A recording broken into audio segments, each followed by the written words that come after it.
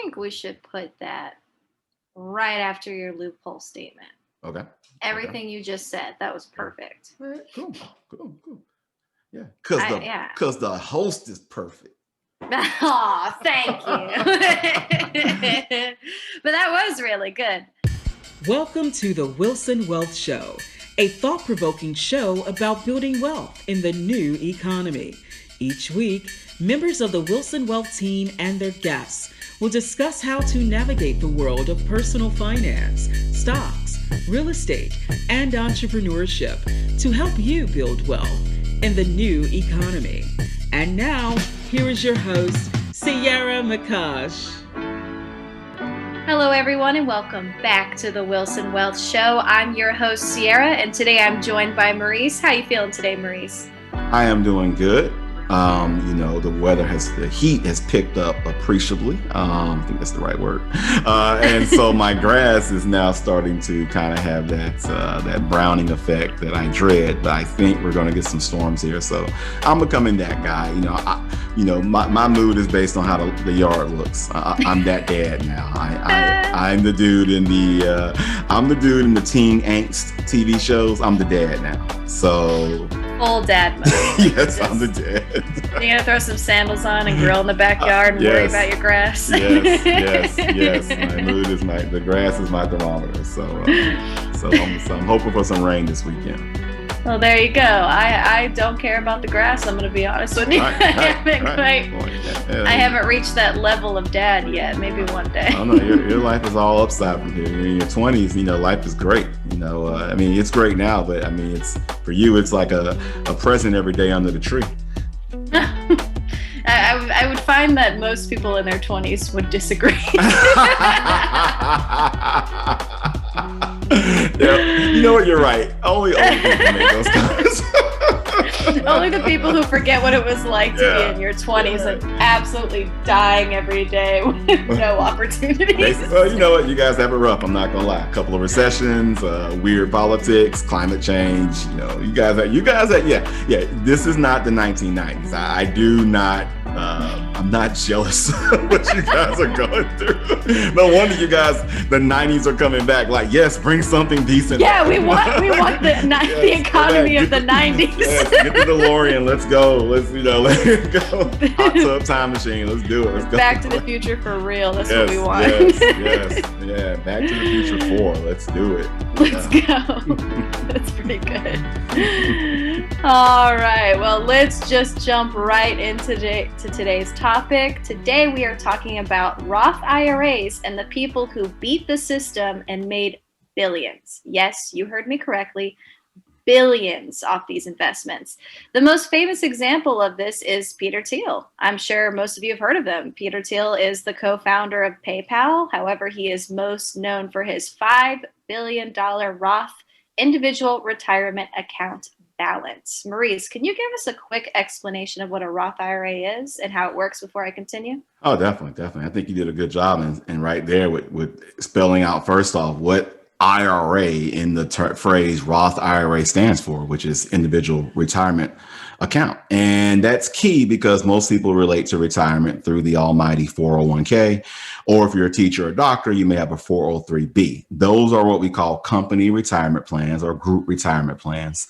It's still an account you use for retirement, but you have the handicap of your employer picking the investments you're allowed to invest in, which can be a pro and a con. In an individual retirement account, you get to pick the investments that you invest in, which to me is an absolute pro.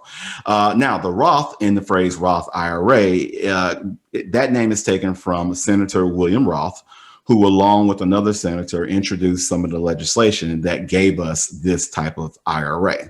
And what I mean by this type of IRA is there is a traditional IRA where you put money in, and whatever you put in, they give you a deduction for on your taxes.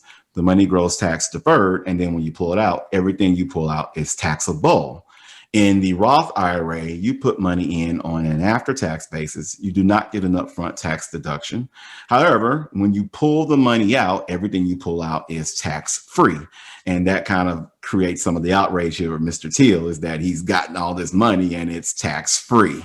from the Roth IRA. Yeah, $5 billion worth of tax-free money. Yep. It is quite a lot, quite a Yes. lot. And I actually never knew what Roth stood for, or not stood for, but what it meant. So interesting. Yeah. It's it's a great. I mean, this is something, that when Congress was really working to help the middle class investor out when they came up with that Roth IRA, that was a really good piece of legislation. Definitely. Interesting. Well, thank you for that. So it's clear that this is more or less an uncommon occurrence. And Congress is pretty unhappy about it, to say the least. Peter has Congress completely second guessing the tax policies of these investment vehicles. I mean, Massachusetts Democratic Representative Richard Neal, who chairs the House Ways and Means Committee, has requested a proposal to stop IRAs from being exploited, his quote. Maurice, would you consider what Peter achieved to be an exploitation? Actually, no, I don't. The IRS always builds in loopholes to all of our retirement accounts that allow affluent people to gain an edge over the crowd. And this is not an intended loophole, but it is a loophole, and you might say an oversight, but based on the rules that are on the books, it is not illegal. What a lot of people don't understand about their IRAs is that the IRA itself is much like your 529 plan, your 401k. These rules are named after tax codes. So the tax code doesn't stipulate, hey, this thing has to be a mutual fund. It has to be a stock. People know already that they can buy real estate with their IRA accounts. You could consider that a loophole. I can buy a house that's going to be gentrified, buy a house for 100,000, gentrify the neighborhood and sell that house for 1 million. Well, I didn't exploit the system. I bought what they said I could buy. So the outrage should be targeted at the politicians that protect these loopholes. So when Democratic Representative Richard Neal is going to go in here and propose this particular loophole be closed, he shouldn't get any pushback. He shouldn't be called a socialist or anything. It's just, hey, we missed something. Let's close it, because we can't have billionaires generating $5 billion tax-free in a vehicle that's intended for the mom and pop investor to build wealth for his or her retirement. And this is something we talked about in episode 25, where we were just saying, hey, can we get the average voter to stop protecting the truly 1%. When we're talking about the 1%, like we use the term 1%, but it'd be better if we just talked about the 100 to 200 odd families in this country that own a ton of the wealth.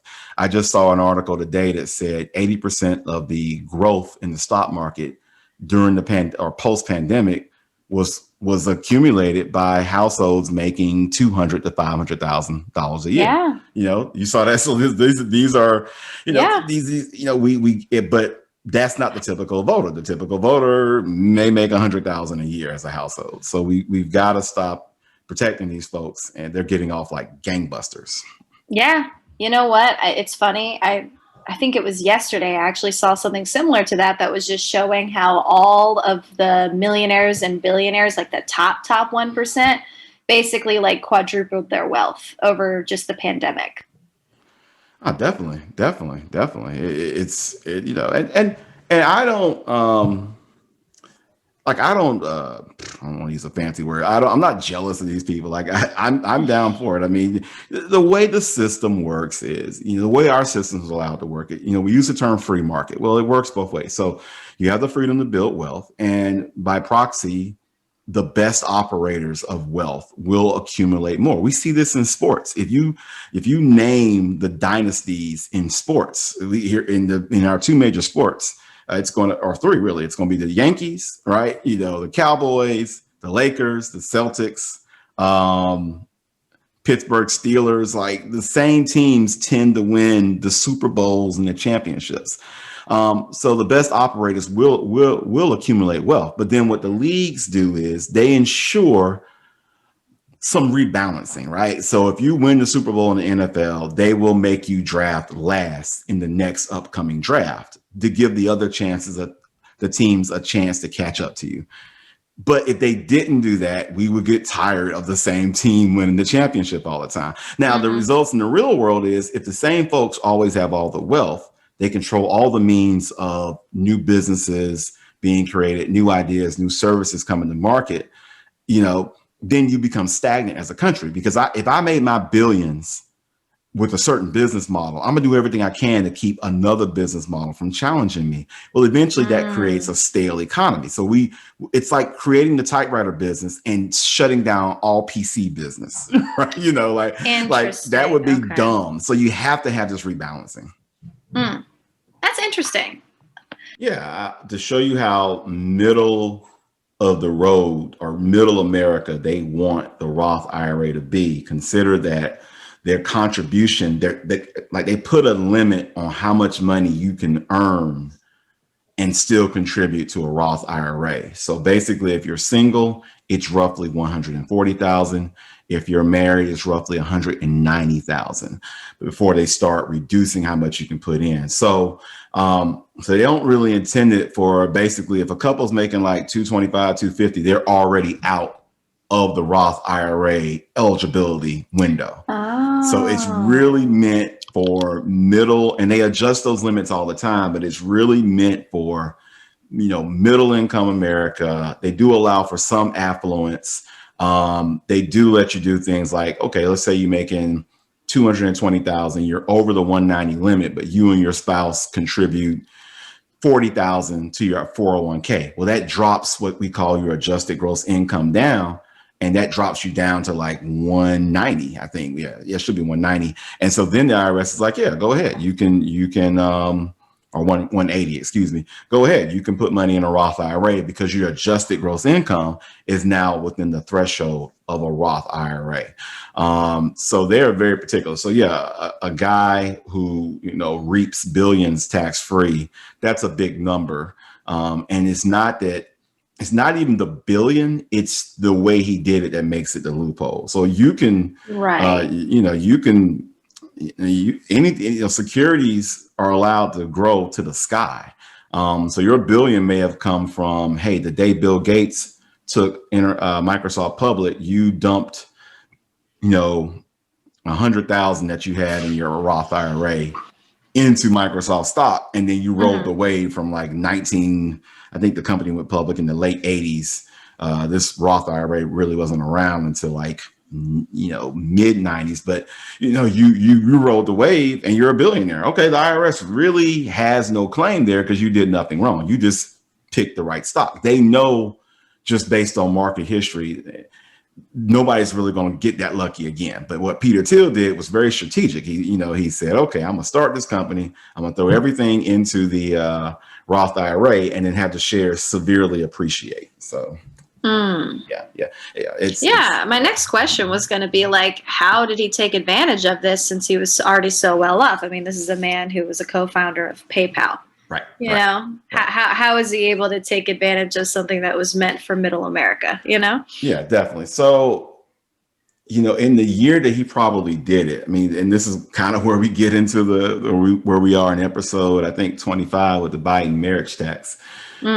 Most people are W-2 employees. They have no concept of, like, I'm gonna be a little arrogant here. So when people say, well, how much money do you make? I say the year's not over yet. Like, based on what I do, it's quite possible I can leave on Friday, visit people, and have increased my income by 10% in 24 to 48 hours. Right. Because I'm always in the business of increasing my income. And I'm a nobody in the world, right? Like I'm just John Below business owner. So at the level these guys play at, they can shift their income. So they can, the reason why CEOs stop taking salaries for the most part, and they start doing these $1 salaries is one, the W-2 income, which is how they would get their salaries, are taxed way higher than how they actually get paid, which is capital gains. So the way some of these guys get paid is they will sell something, generate what we call a capital gain. Well, if they hold it for 366 days, it gets taxed at a lower capital gains rate. And that is like typically, they've moved it a little bit, but you're talking 15 to 20%. versus a W-2 income getting taxed at 30% or higher, right? So, Right. so they're cutting their tax bill by some 50, I would say 50%. So what he probably did in the year that he did this was just claim no income, right? Just don't sell anything. He's not working for technically somebody. And so he structured his income in a way where he could just do this. And then he put the share. So he met the income qualifications. That's part one. Part two is he controlled in some way how these shares were valued. So the shares were what you might call just severely depreciated. Like, I mean, not to make this political, but this is kind of what the previous person in charge. I'm trying to avoid the buzzwords, but if you think about what I'm saying, the previous person in charge was accused of depreciating his properties to take a lower tax hit and then appreciating his properties to get qualified for bank loans. And Right. people who know what I'm talking about will realize who I'm talking about. I don't want any heat on this podcast. So what he probably Peace and did, love only. exactly. I'm just using it as an example. So he just depreciated the assets, valued them a certain way to meet the income threshold, and key point here, to get a lot of shares in there. So I don't have the particulars of what he paid for the shares, but they had to be low enough to meet the Roth IRA contribution limit, which has just now gotten up to $6,000. So think about it, like, okay, $6,000, which then it was probably like $3,000, the contribution limit. I mean, how cheap were those shares to flip $3,000 worth of shares into multiple billions, right? So it's just moving pieces around the chessboard. But up until now, everything I've said that Peter Thiel has done is perfectly legal. There's nothing wrong with this. Yeah. Well, the funny thing is, I actually just found this out researching for this topic, because I really thought Peter Thiel was the only one who's ever done anything like this. But that is not true. Romney made over $102 million off Roth IRA investments as well, which leads me to believe this is not a fluke. It is possible. But I want to know, is it possible for our audience, or let's just say like the average Joe, middle America, to achieve the same level of investing using this vehicle? Oh, definitely. But the problem is going to be how we use these accounts. So at Wilson Wealth, we don't view this alphanumeric soup of accounts as retirement accounts. And what I mean, like the 401k, that's an alphanumeric, the 403b, the 457, the thrift savings plan, and of course your Roth IRA and traditional IRA. We view all these accounts as tools to help you build wealth in the stock market. So a lot of folks approach these accounts with, yes, they want to make money, but they're trying to not lose money as well. So it's highly unlikely that the average investor is going to say, hey, I'm going to take my money out of this successful mutual fund to buy shares of a company that I've never heard of, which is what you would have had to do. That's what Peter Thiel did. He brought a company to market that heretofore had never existed, and he bet big on it. How many folks are going to bet big on an unknown commodity, if you will? Well, the people who would do it would be people who have the means to take that type of risk. The average investor in these accounts doesn't have the means to take advantage or be that risky. And a lot of times they don't have the mindset.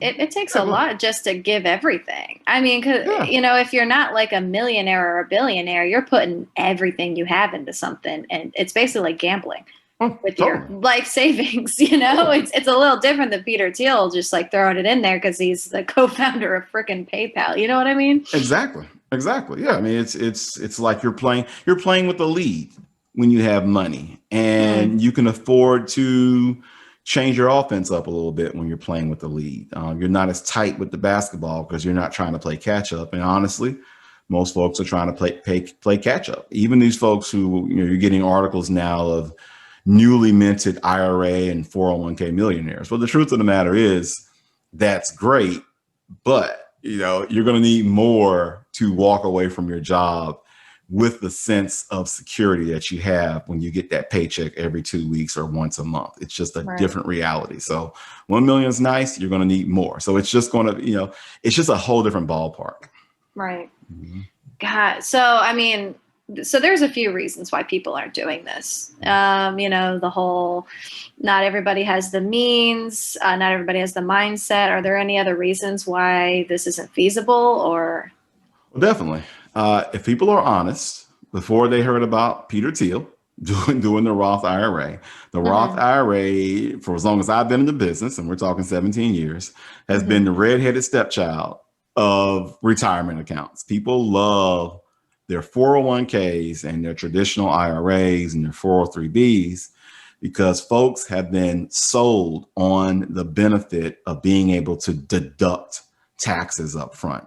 So for a little bit of one-on-one here, everything you put into a 401k, which right now you can put 19,500 in if you're under 50 and 26,000 if you are 50.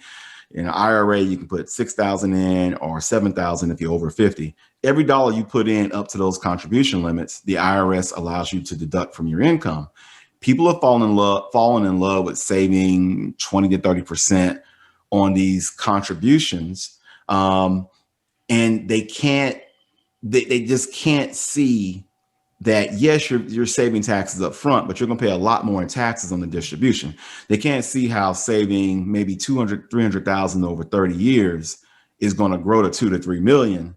And it's better to pay taxes on the 200 to 300,000 that you put in than the 2 to 3 million that you pull out. Right. Exactly. Yeah. They won't. And people are going to say, oh, I see it now because Peter Thiel did it. But as someone who's been in the field, I can't get people to do that. So when you bring the Roth 401k to somebody and say, hey, why don't you just take that 19.5 and put it in after taxes? Well, I don't want to pay more taxes. But you typically are a high income person. Typically, this is a household making 200,000 or more. You can afford to pay the 20 to 30% on that $20,000 contribution. We're talking $4,000. We're talking $500 a month. We're talking a couple of meals a month that you just don't take advantage of, or that you can take advantage of and do this. And people just psychologically don't want to go over that hurdle. So that is pretty much the predominant reason why most people will never do, even after this podcast, will not do the Roth IRA, Roth 401k. It's just that short-term hit of taxes is enough to trip them up. I mean, yeah, I can see that. I can see that. So let's just say everybody was able to get over that hurdle, right? And they just did it because it was good for the long run. Everyone started investing similarly into it, making a lot of money. I mean, how do you think this would affect the way that we invest as society? Like what would really happen, Yeah, definitely. It's going to be great for society. Even though we're using a hypothetical situation, there just aren't going to be enough good deals that will come off like what Peter Thiel did. Right. People understand the phrase IPO to mean I made a lot of money. But we only hear about the IPO, which is what Peter Thiel did. He put the money in, he took the company public in what's called an initial public offering, IPO.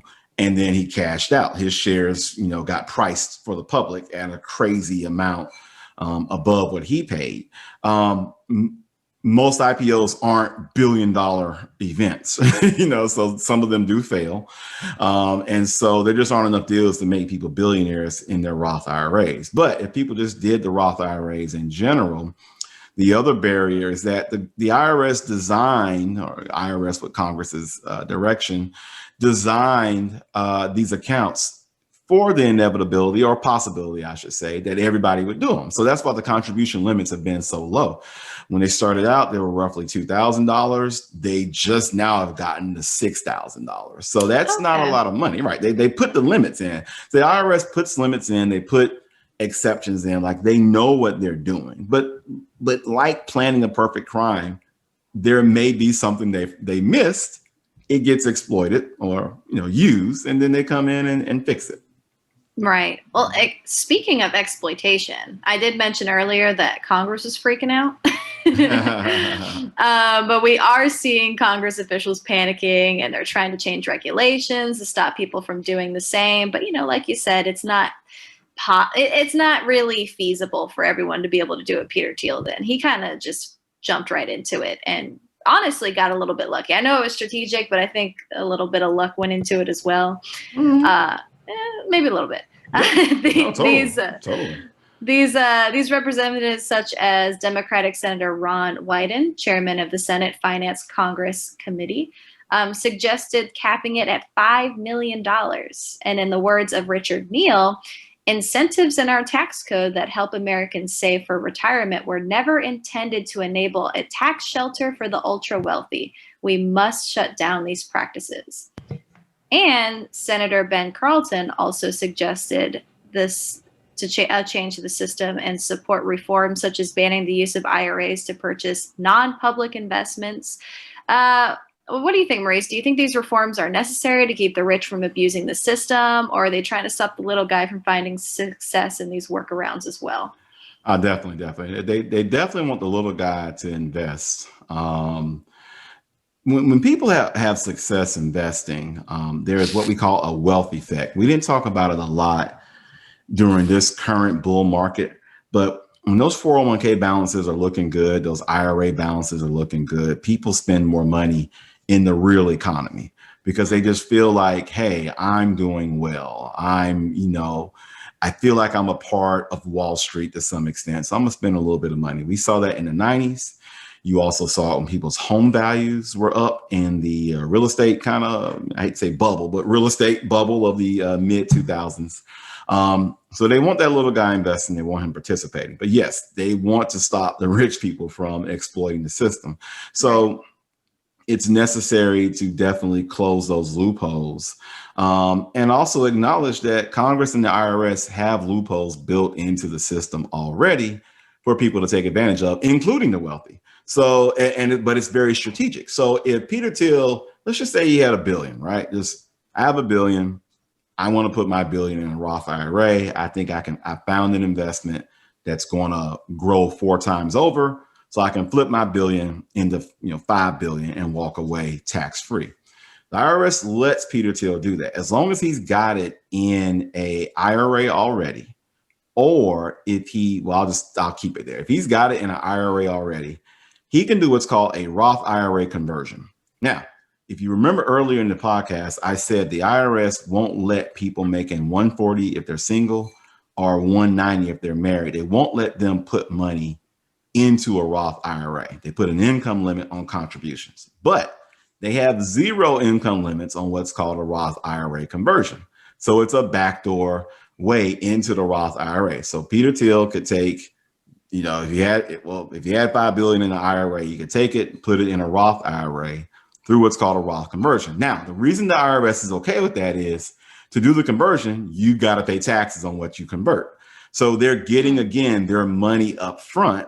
And so they're okay with it. That's a designed loophole, and it's designed to entice people to cash in and pay their taxes now rather than pay their taxes later on when the IRS mandates you pull money out at 70 and a half. So that's a loophole that the IRS intends. This other thing they didn't intend, they're going to close it. There's no way around it. They will close that loophole. So interesting. Okay. So what makes it different necessarily is that it was just never the intention for the rich to be able to abuse it, basically. Definitely. I mean, when they came up with these, IPOs were a thing, but paying online was not a thing. I mean, we're reducing. That's true. Yeah. So PayPal, what's PayPal? I mean, Internet 1.0 was not about you buying stuff. It was about ads everywhere, dial up and whatnot. So just, it's kind of like some other rules we need to update based on modern technology, but this isn't a political show. So, I never really thought about that Roth IRAs have been around longer than our technology has. So of course there's going to be crazy loopholes here and there that need to be fixed. Never even thought about that. That's a really good point. Yeah, that's how Facebook, and that's really how Facebook, Google, Amazon have been allowed to do their thing. They just, nobody considered a search engine being so pervasive. Nobody considered a social media. Like social media is 05, right? I mean, in 05, in that Facebook was something on campus, Only college students could use it. It just kind of grew quietly. And before we knew it, everybody was on it. And before we knew it, everybody was on Instagram, and really, while all that was happening, Amazon was just like being Amazon, right? Like if, you'd sell something on Amazon, Amazon would go back to their warehouse and create the same product and sell against you, crowding you out of the marketplace. Oh, yeah. Yeah, that's something Walmart could kind of do, but not as effectively as Amazon due to the fact that they're e-commerce. They don't have the brick and mortar restrictions to worry about. So that's why it's a living document. The Constitution is a living document. It's, we've been doing amendments since day one. So, right. Mm-hmm. God, that's crazy. Now I'm like spiraling thinking about all the things that people were able to take advantage of that were kind of written in, let's say the 80s or the 90s. Mm-hmm. That's just not like relevant anymore. Yeah. Yeah. Oh my gosh, that's crazy. And it's actually a good thing. Like this is how sports leagues work. I mean, the sports leagues do it all the time. It's how you, incentivize innovation. Is that somebody is trying to break something that you created and make it better. And so that's why it's like things that we argue about. If we backed up for a second, we have to have, yes, a free market, and yes, a government that, yes, we can update and fix and just continuously go back and forth between, because it's never permanent. Whatever we come up with, it's always evolving, always. I love that. Always evolving. You know what? I think that's a good stopping point. Sounds good to me. All right. Well, thank you all for listening. Please visit us at www.wilsonwealth.com, on Instagram and Twitter at WilsonWealth, and on Facebook at www.facebook.com/WilsonWealth for more information about us and the company. We'll see you guys next week on the Wilson Wealth Show. Thank you for listening to the Wilson Wealth Show, a thought-provoking show about building wealth in the new economy. Each week, members of the Wilson Wealth team and their guests will discuss how to navigate the world of stocks, real estate, and entrepreneurship to help you build wealth in the new economy. Please join us next time on the Wilson Wealth Show.